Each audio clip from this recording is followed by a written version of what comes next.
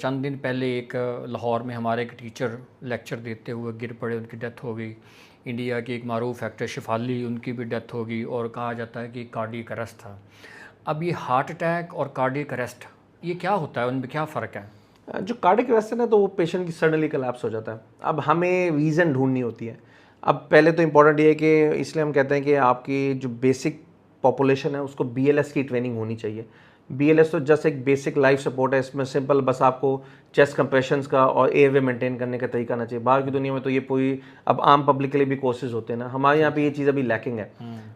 वो जो young professor थे वो बिल्कुल यंग थे। अब हमें नहीं पता अंडरलाइंग प्रोसीडिंग की क्या कॉज है, लेकिन सडनली कोलैप्स हुए, रिवाइव नहीं हो सके। अगर रिवाइव हो जाए उसके बाद फिर हम कॉज देखते हैं कि हाँ, अगर तो पेशेंट को हार्ट अटैक की वजह से कार्डियक अरेस्ट हुआ है तो फिर तो उसका ट्रीटमेंट बिल्कुल डिफरेंट है। अच्छा। और अगर पेशेंट को किसी और रीजन की वजह से कार्डियक अरेस्ट हुआ है तो वो हमें उसके बाद पता चलता है, जब तक हम पेशेंट को रिवाइव नहीं कर लेते। तो एक बार पेशेंट जब रिवाइव हो जाता है तो तब उसके बाद फिर हम उसका वर्कअप करवाते हैं कि हाँ, इस यंग बंदे में रीज़न क्या हुई। क्योंकि यंग बंदों में थोड़ा सा सडन कार्डियक डेथ की या कार्डियक अरेस्ट की रीज़न थोड़ी सी डिफरेंट है।